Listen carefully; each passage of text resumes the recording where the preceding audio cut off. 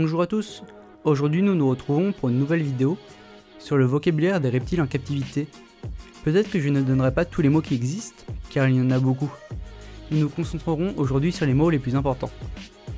Si vous avez d'autres propositions de mots à définir, n'hésitez pas à me le dire en commentaire. Cette vidéo sera composée en 3 parties. La première partie abordera le vocabulaire, pour un débutant total. La deuxième pour une personne plus expérimentée. Et la dernière ne sera qu'un complément d'information pour les amateurs confirmés. C'est parti pour la vidéo. Première partie, débutant total. Le biome. C'est un ensemble d'écosystèmes. Pour les reptiles en captivité, il y en a deux. Le biome désertique et le biome tropical humide. Bien sûr, il y a des intermédiaires.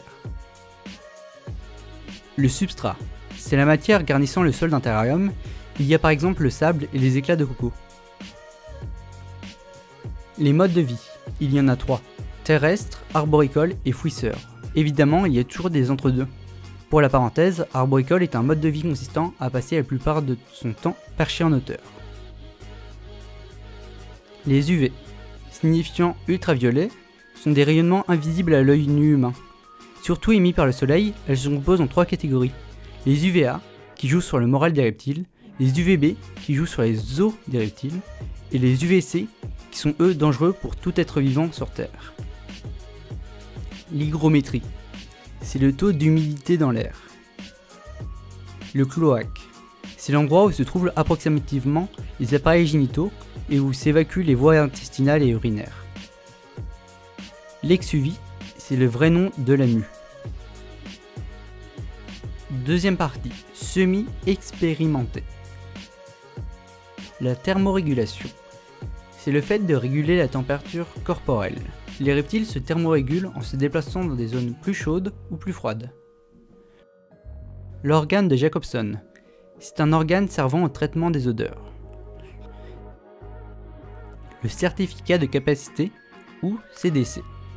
Il sert à l'obtention d'un nombre d'espèces au-dessus de la norme commune et sert aussi à l'adoption de certaines espèces rares.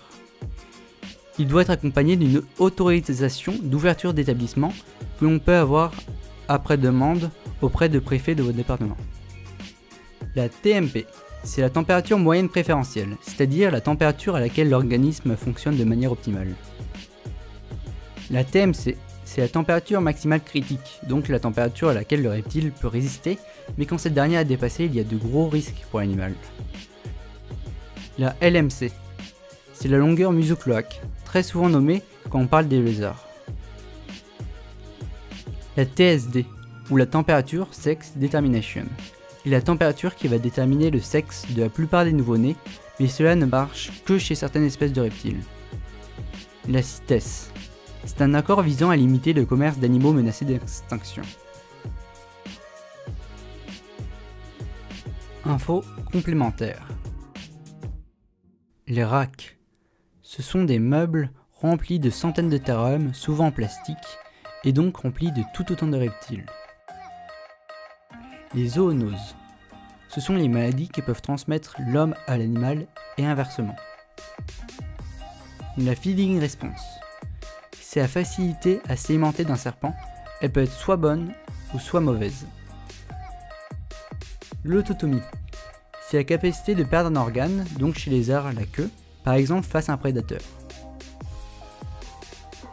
WC, White Coat, souvent marqué à côté des noms d'animaux dans le commerce, cela signifie que l'animal a été capturé dans la nature. NC, qui veut dire né en captivité. Cette vidéo touche à sa fin, j'espère qu'elle vous aura plu et que vous aurez pu apprendre des choses sur nos amis les reptiles. A bientôt pour une nouvelle vidéo, allez, ciao!